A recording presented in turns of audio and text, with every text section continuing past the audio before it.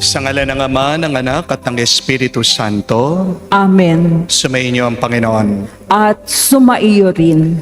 Mga kapatid, tayong lahat gusto nating makarinig ng gabay, salita galing sa Diyos. Pero tila ba minsan, napakatahimik niya. Talaga bang hindi tayo kinakausap ng Diyos? Talaga bang wala siyang binibigay na gabay o salita? O baka naman iba ang ating inaasahan? O baka naman ang ating mga isip, ang ating mga puso ay puno ng gulo, ng ingay? Mga kapatid, napakaliwanag, napakalinaw ng boses ng Diyos sa kanyang salita. Ang Eucharistia ay ang pinakatanda ng kanyang pagmamahal sa atin. Tayo lang naman ang matigas ang ulo, tayo lang naman ang matigas ang puso. Ayaw nating makita yung gustong ipakita ng Diyos sa atin. Marahil dahil meron tayong kataasan ng loob. Kaya naman, para matanggap natin ang kanyang biyaya, umpisan natin ang ating banal na misa sa pagpapakumbaba. Hilingin natin muli ang kanyang awa. Tulungan tayo na buksan ang ating isip, ang ating mata, ang ating puso, para marinig natin ang kanyang kagustuhan, para masundan natin ito, at para dito umapaw ang ating pagpapala. Para tayo ay makitang karapat-dapat makatanggap sa kanya, pagsisihan natin muli ang ating mga nagawang kasalanan. Sabihin natin, inaamin ko Sa makapangyarihang Diyos at sa inyo, mga kapatid, na lubha akong nagkasala sa isip, sa salita, sa gawa, at sa aking pagkukulang. Kaya isinasamo ko sa mahal na Birheng Maria, sa lahat ng mga anghel at mga banal, at sa inyo, mga kapatid, na ako'y ipanalangin sa Panginoong ating Diyos. Kaawaan tayo na makapangyarihang Diyos. Patawarin tayo sa ating mga kasalanan at patnubayan tayo sa buhay na walang hanggan. Amen. Panginoon, kaawaan mo kami. Panginoon, kaawaan mo kami. Kristo, kaawaan mo kami. Kristo, kaawaan mo kami. Panginoon, kaawaan mo kami. Panginoon, kaawaan mo kami. Manalangin tayo. Ama naming makapangyarihan, kalugdan mo kami at pagbigyan na magkamit ng kaloob mong karagdagan upang sa maalab naming pananalig, pag-asa at pag-ibig, kami mamalaging tumatalima sa iyong kautusan. Sa pamagitan ni Jesucristo kasama ng Espiritu Santo, magpa sa walang hanggan. Amen. Pagbasa mula sa aklat ni Propeta Mikas. Pakinggan ninyo ang kaso ng Panginoon laban sa Israel. Tumindig ka, Panginoon. Ilad mo ang iyong kaso. Bayaan mong marinig ng mga bundok at mga burol ang iyong sasabihin. Mga bundok at mga pundasyon ng sanlibutan, pakinggan ninyo ang sakdal ng Panginoon laban sa Israel na kanyang bayan.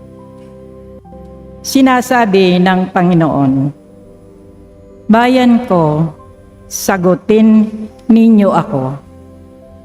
Ano ba ang nagawa ko sa inyo? Naging pabigat ba ako sa inyo?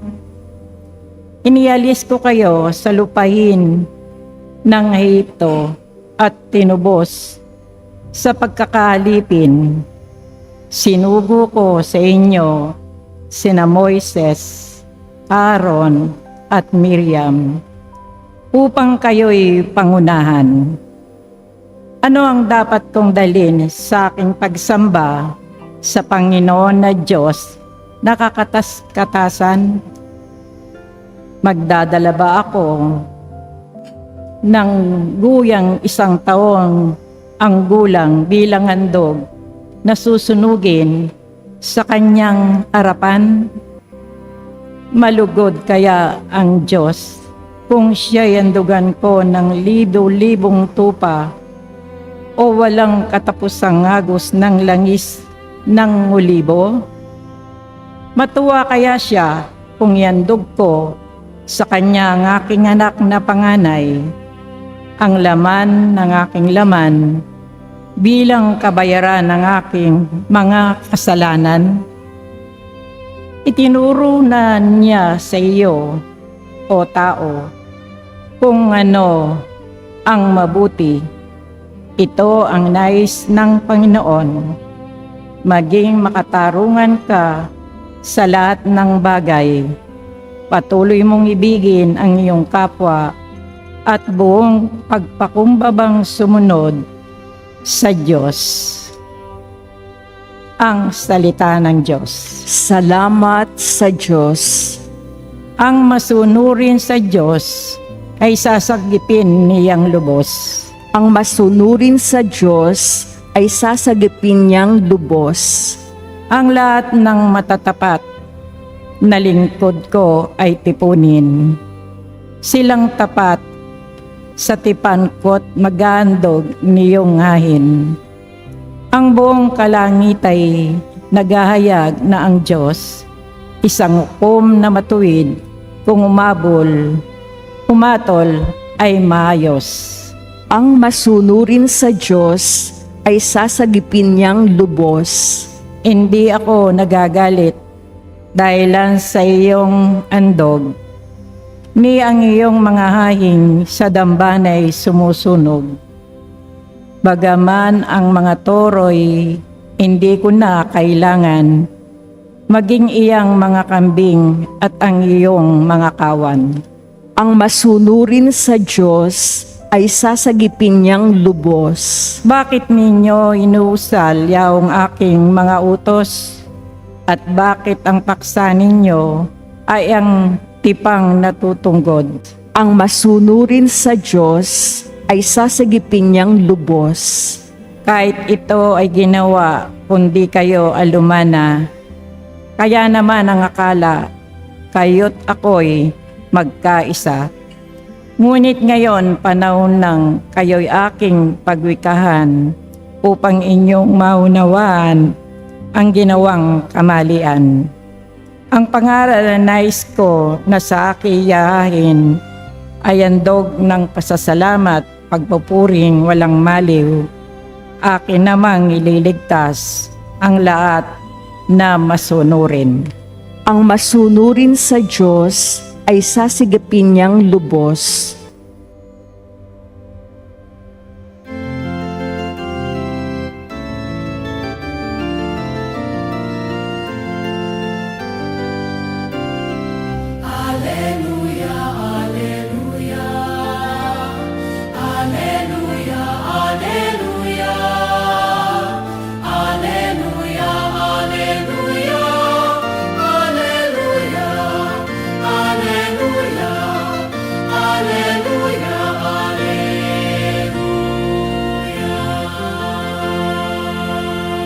Dinggin ninyong lahat ngayon ang tinig ng Panginoon sa loob na mahinahon.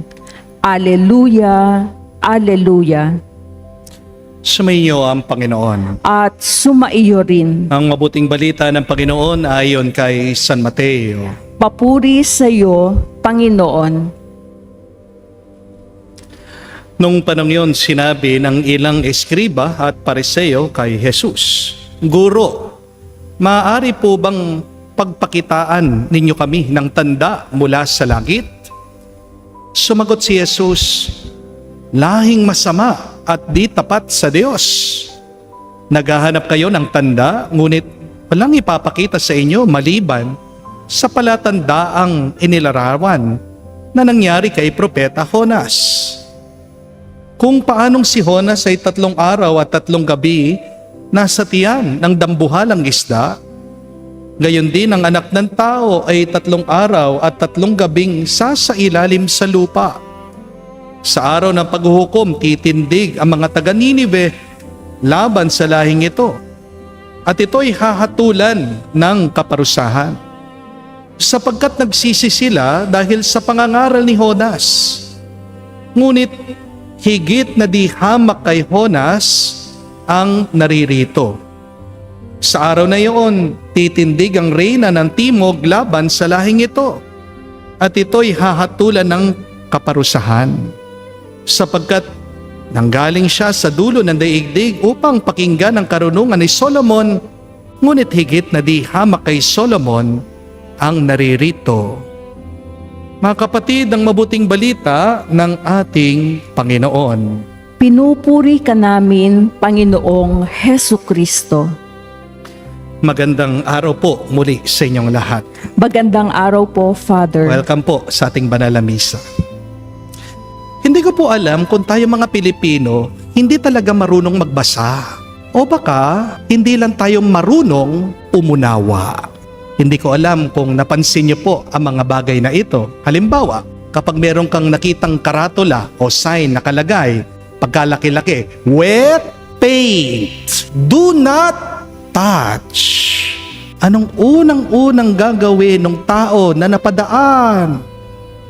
Ay, wet paint, hahawakan pa. Di po ba? Pagkatapos, makikita, ay, basa pala. Nakalagay na eh. Nakasulat na eh. Di po ba? Sa panghalimbawa, pag meron pong pintuan, pagkalaki-laki din ang sign, push, sabi. Anong ginagawa ng iba sa inyo? Hinihila. Hindi po ba? Pinupul. Push nga eh. Hindi po ba? At pagkatapos nagrereklamo pa, ayaw bumukas. Hindi naman po pintuan ang problema. Baka yung nagbabasa ang talagang may problema. Di po ba? Isa pong lalaki, pumasok sa coffee shop. May malaki pong sign nakasulat, Wi-Fi password, buy first.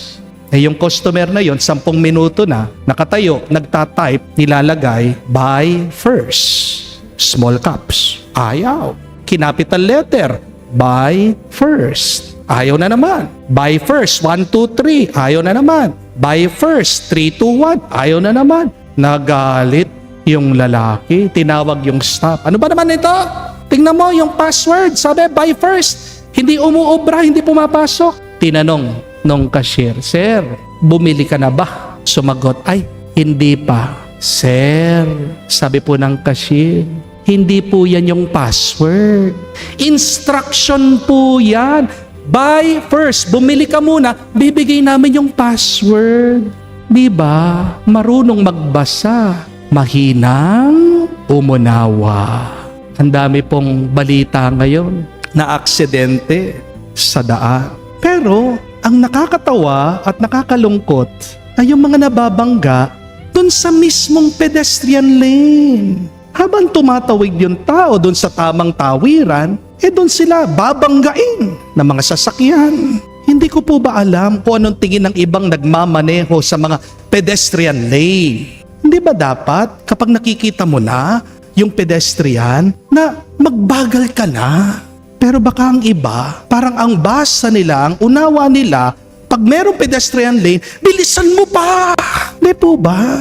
Kaya maraming nasasaktan. Hindi dahil kulang ang karatula, kundi dahil merong mga tao ayaw unawain yung nakikita nila. Di po ba? Kaya ang tanong, ano ba talagang problema natin? Kulang ba tayo sa paalaala? Kulang ba tayo talaga sa mga signs? O baka naman matigas lang ang ating mga ulo? Amen? At ito po mismo ang sinasabi ng ating Panginoong Hesukristo sa Ebanghelyo.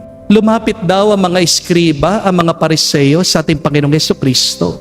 At humihiling sila, sabi nila, Teacher, we wish to see a sign from you. Bigyan mo naman kami ng tanda galing sa langit.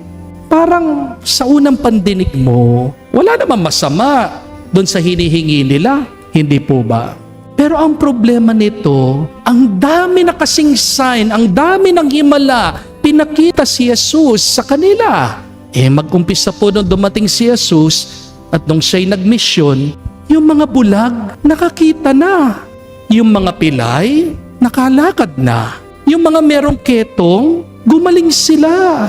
Yung mga sinaniba ng masamang espiritu, lumayas na sa kanila. Libo-libo mga taong gutom, napakain, nabusog. Yung mga patay, muling nabuhay. Ano pa bang sign ang hinahanap nito mga eskriba at pariseo? Marahil hindi po sign ang kulang. Pananampalataya talaga ang kulang.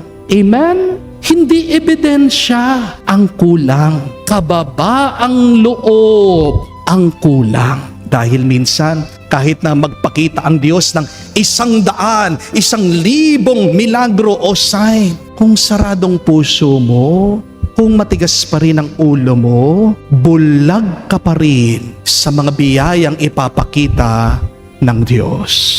Amen? Kaya nga po, sabi ni Jesus, no sign will be given except the sign of Jonah. Ibig sabihin, sapat ng binigay na mga tanda ng Diyos. Ang tanong ngayon ay hindi kung may sign ba. Ang tanong ay kung susunod ka ba. Mga kapatid, aminin natin. Kamukha natin ang mga eskriba at mga pariseo. Humihingi tayo ng mga sign sa Diyos. Meron pong nagsasabi, Lord, bigyan mo naman ako ng sign. Kung mahal na mahal mo ako, bakit ang dami kong problema? Bakit ang dami kong mga suliranin? Bakit hirap na hirap ako sa buhay? Talaga bang mahal mo ako? Pero nakalimutan nung humihingi na humihinga pa siya. Baka nakakalimutan natin kahit na pagkahirap-hirap ng buhay, at least may pamilya ka pa na nagmamahal sa'yo. Baka minsan nakakalimutan natin yung simpleng pagkain lang dyan sa lamesa. Diba? Napakalaking milagro na. Baka nakakalimutan din natin, napakalaking milagro na meron tayong isang simbahan nagdadasal para sa atin. Yung binibigyan ka lang ng isa pang bagong araw para magsisi, magbago ng Diyos. Hindi ba sign na yan? Hindi ba napakaraming mga himala na yan galing sa Diyos? Meron naman po iba nagtatanong sa kanilang dasal, sa kanilang panalangin, Lord, sign na ba ito na magre-resign ako sa aking trabaho? Pero tignan mo ang buhay nila. Halos araw-araw silang pagod, hindi sila makatulog. Palagi na lang masakit ang ulo nila, mataas ang blood pressure nila. Konting bagay lang, nag-aalboruto, sumasabog. Pag-uwi sa bahay, walang oras sa asawa, walang panahon para sa mga anak, pati sa pagdarasal.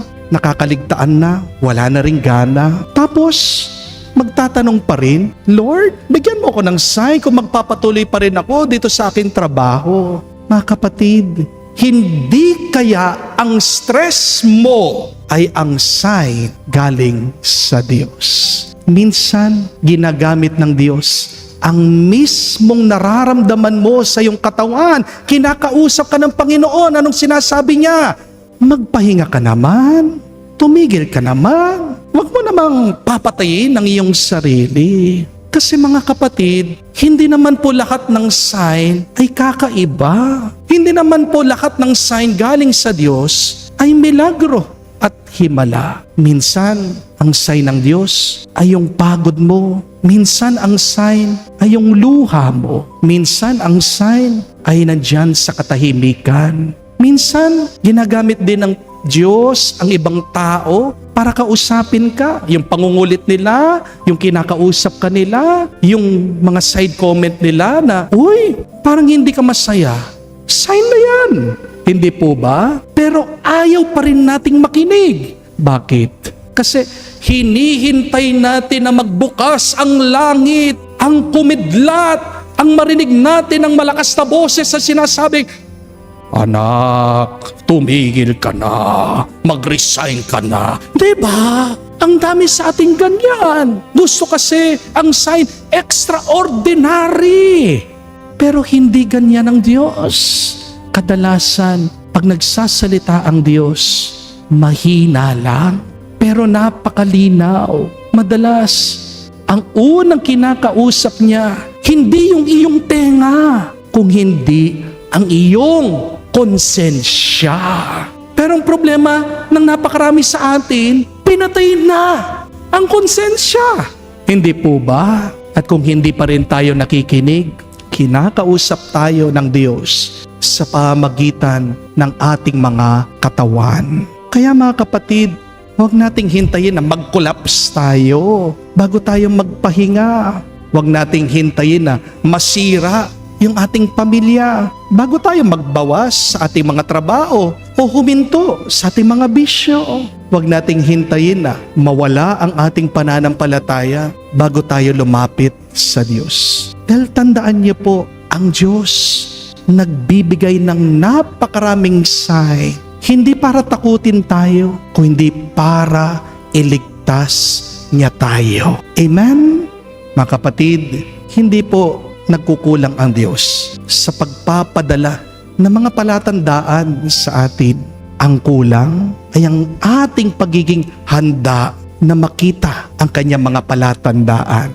Minsan, ang problema ay hindi naman tahimik ang Diyos Ang problema, aminin natin, maingay lang sa loob ng ating isip. Maingay lang sa loob ng ating mga puso. Anong sinasabi ng Diyos? Basahin niyo ang Biblia. Be still and know that I am God. Hindi mo kailangan guluhin ang iyong buhay. Kinakausap ka ng Diyos. Tumahimik ka, huminto ka, at makikita mo, mararanasan mo ang kapangyarihan ng Diyos. Kaya nga po sa araw na ito, wag sana tayong maging kamuka ng mga eskriba at pariseo. Huwag ka nang humingi ng sign sa Diyos. Sa halip, ang hingin natin, isang bagong puso na handa na makita ang Diyos, handa na makinig sa Diyos, handa na sumunod sa Diyos. Dahil ang himala ay hindi po nag-uumpisa kapag dumating ang mga signs. Ang himala ay nagsisimula kapag sumunod tayo sa mga signs, sa mga tanda na matagal nang pinapakita ng Diyos sa iyo. Ang kapatid, naway ihanda mo iyong puso, buksan mo ito sa Diyos, sumunod ka sa Kanya at makikita mo, pagpapalain Kanya hindi kakaunti, kundi sobra-sobra. Amen. Tumayo po tayo. Alay po natin sa Diyos ang ating mga dasal at panalangin na tuklasan ni Jonas na walang makakatakas sa Panginoon. Idalangin natin sa Diyos Ama na bigyan niya pa tayo ng biyayang magpakumbaba at ang maging matatag na manalig kay Kristo na tumatawag sa atin sa pagbabalik loob. Ating sabihin, Panginoon, dinggin mo kami. Panginoon, dinggin mo kami. Ang simbahan naway ipahayag ng walang kapaguran ang mensahe ng Diyos ng pagbabalik loob sa mga naghahanap sa Panginoon ng may malinis na puso. Manalangin tayo sa Panginoon. Panginoon, dinggin mo kami. Tulad ng mga mamamayan ng Nineveh, naway ating itakwil ang masamang pag-uugali at humarap tayo sa Diyos ng may mababang kalooban at nagsisising espiritu. Manalangin tayo sa Panginoon. Panginoon, dinggin mo kami. Ang mga pamilya at mga komunidad naway maghangad ng kapayapaan, pagkakaisa at pagkakasundo. Manalangin tayo sa Panginoon. Panginoon, dinggin mo kami. Sa katahimikan po ng ating puso, banggitin natin, sabihin natin sa Diyos ang ating mga personal na pangangailangan. Ama naming nasa langit, binigay mo sa amin ang tanda ni Jonas upang masalamin ang pagdating ng iyong anak. Pinakaasam mo mula pa noong una ang kanya muling pagkabuhay. Isama mo kami sa kanya magpakailanman. Hinihiling namin ito sa pamagitan ni Kristo aming Panginoon. Amen. Manalangin kayo mga kapatid, para ang ating mga paghahain ay kalugdan ng Diyos, amang makapangyarihan. Tanggapin nawa ng Panginoon itong paghahain sa iyong mga kamay, sa kapurihan niya at karangalan, sa ating kapakinabangan at sa buong sambayanan niyang banal. Ama naming lumikha, lahat ng iyong paghahaing pinag-utos nung araw ay iyong pinagtibay sa isang haing hantungan ng tanan. Tanggapin ang ginaganap ngayon ng iyong mga lingkod at basbasan mo ito ng kabanalang gaya ng iyong kaloob.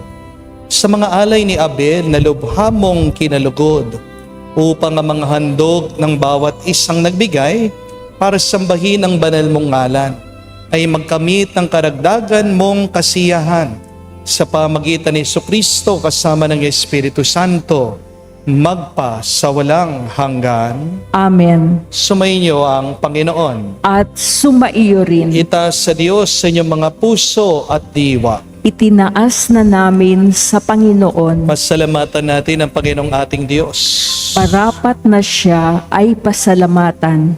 Ama naming makapangyarihan, tunay ngang marapat na ikaw ang aming pasalamatan. Ikaw ang lumikha sa tanan. Ikaw ang nagtatakdang magkaroon ng gabi at araw. Gayon din ang tag-init at tag-ulan. Ikaw ang humuhubog sa tao bilang iyong kawangis na mapagkakatiwala ang mga siwa sa daigdig. Kaya ngayon pinaglilingkuran sa pagganap sa pananagutan na iyong pinagtitiwalaan sa pamagitan ng anak mong mahal. Kaya kaisa na manghel nagsisiawit ng papuri sa iyo nang walang humpay sa kalangitan. Kami nagbubunyi sa iyong kadakilaan.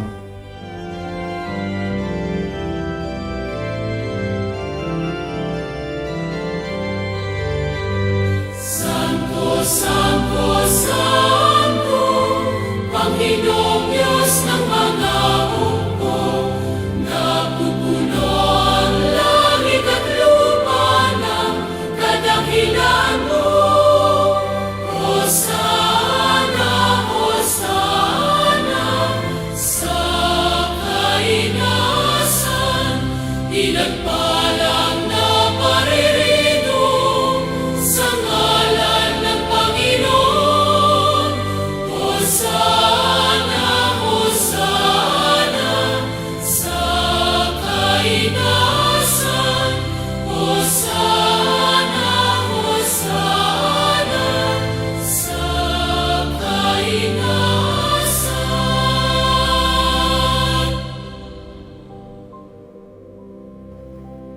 Ama naming banal, ikaw ang bukal ng tanang kabanalan.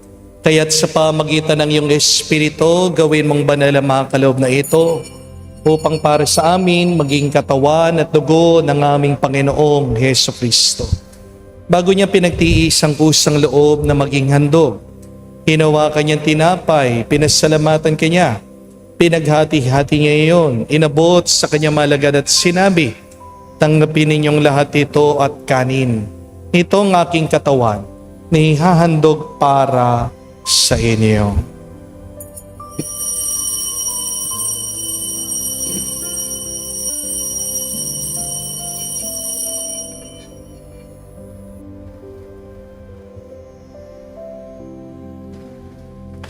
Gayon din naman na matapos ang hapunan, hinawakan niyang kalis, muli kanyang pinasalamatan, nabot niyang kalis sa kanyang malagad at sinabi, "Tanggapin ninyong lahat ito at inumin. Ito ang kalis ng aking dugo, ng bago at walang hanggan tipan. Ang aking dugo na ibubuhos para sa inyo at para sa lahat, sa ipagpapatawad ng mga kasalanan. Gawin ninyo ito sa pag-alaala sa akin."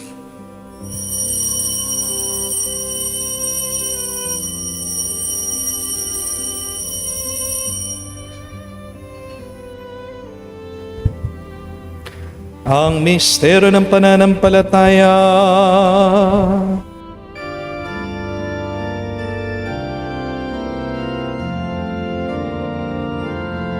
Si Kristo ay namatay, si Kristo ay nabuhay,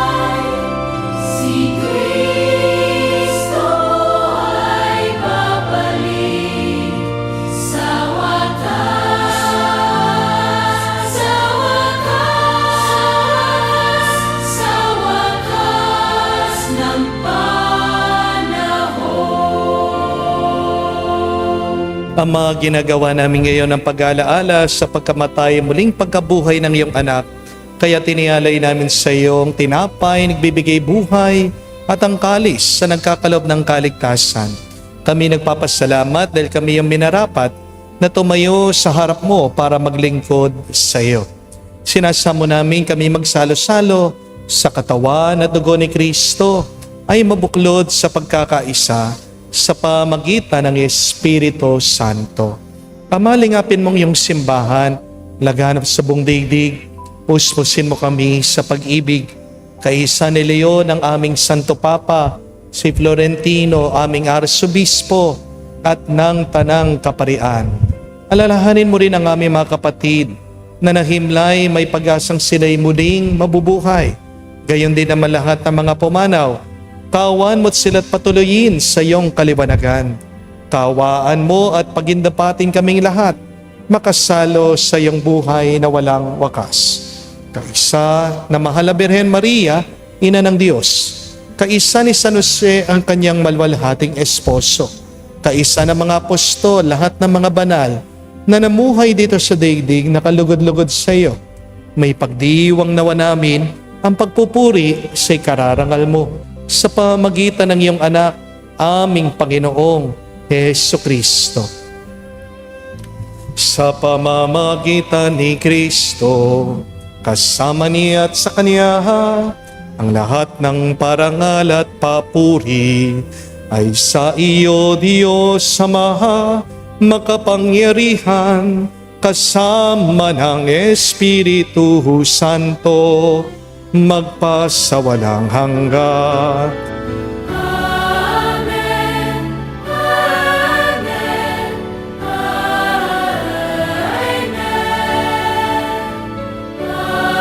Amen. Amen. Sa nakagaling na utos sa turo ni Jesus sa Panginoon natin at Diyos, ipahayag natin ng lakas, loob.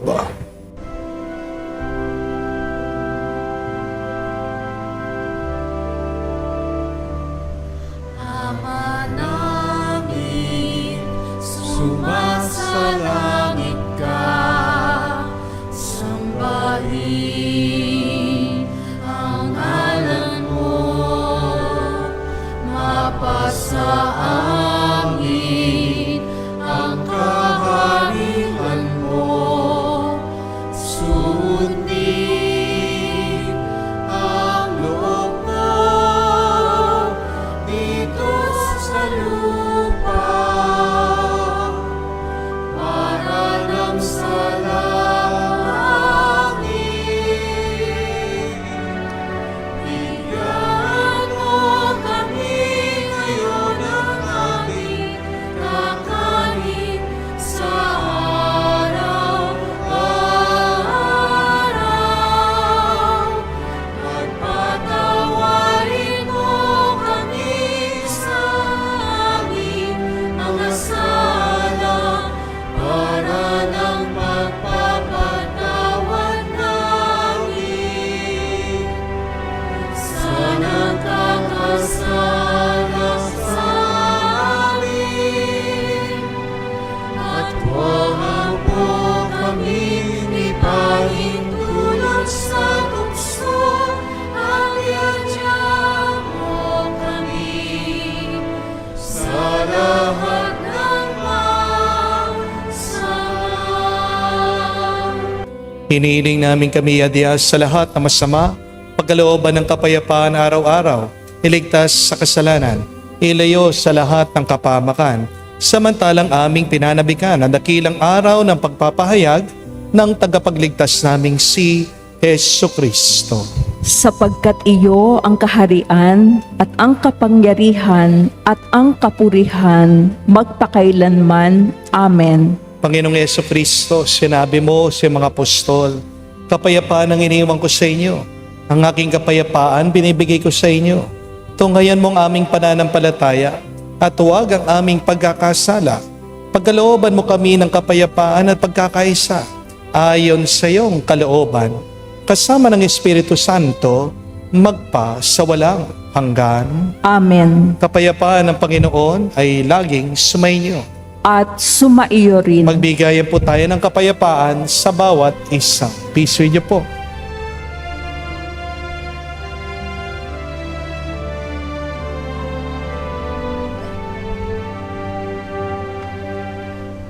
Kordero ng Diyos na nag-aalis ng mga kasalanan ng sanlibutan, maawa ka sa amin. Maawa ka sa amin. Kordero ng Diyos na nag-aalis ng mga kasalanan ng sanlibutan, maawa ka sa amin. Maawa ka sa amin. Kordero ng Diyos na nag-aalis ng mga kasalanan ng sanlibutan, ipagkaloob mo sa amin ang kapayapaan. Mga kapatid, naririto ang ating Panginoong Jesucristo, ang Kordero ng Diyos. Siya nag-aalis sa mga kasalanan ng sanlibutan. Mapalad tayong lumalapit sa piging ng Kordero. Panginoon, hindi ako karapat-dapat na magpatuloy sa iyo, ngunit sa isang salita mo lamang ay gagaling na ako.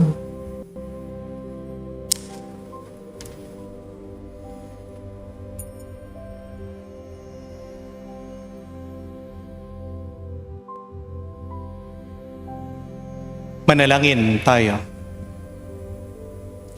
Ama namin mapagmahal, manatili kang kapiling ng iyong sambayanan, na ngayon pinapakinabangan mo sa iyong sariling buhay, at gawin mo kaming pasulong na makahakbang mula sa dati naming pagkamakasalanan, patungo sa pagbabagong nagdudulot ng iyong kabutihan sa pamagitan ni Jesucristo kasama ng Espiritu Santo, magpa sa walang hanggan. Amen. Hindi ko po alam kung napansin nyo rin ito. Bakit dalawa ang ating mata, dalawa ang ating tenga, iisa lang ating bibig? Bakit nung ginawa tayo ng Diyos, mas marami ang mata, mas marami ang tenga, iisa lang ang ating bibig? Mensahe yan. Paalaala yan.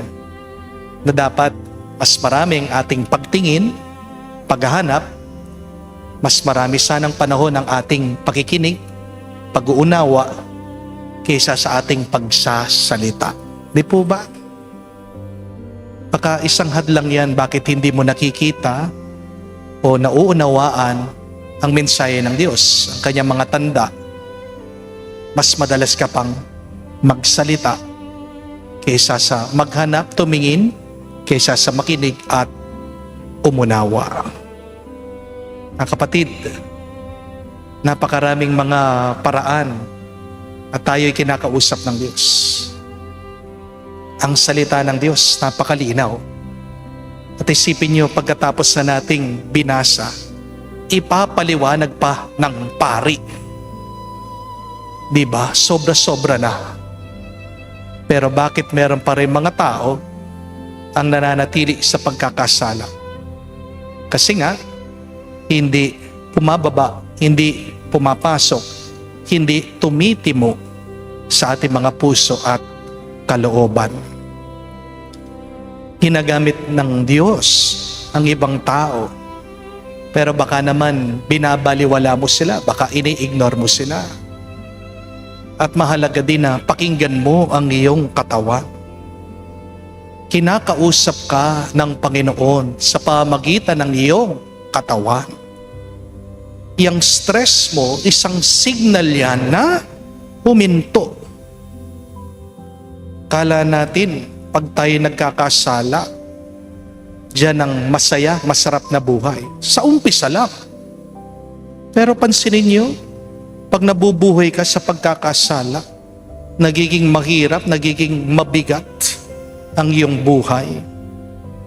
God is speaking to you through your body. Listen to it.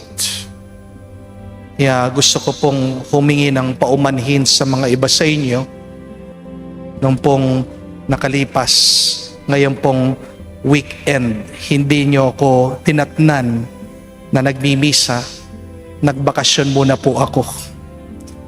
Kasi po hanggang ngayon, hindi pa tumitigil ang aking pag-uubo-ubo. Pasensya na po. Pero kailangan ko rin naman pong magpahinga. Kinakausap din ako ng Diyos sa pamagitan ng aking katawan.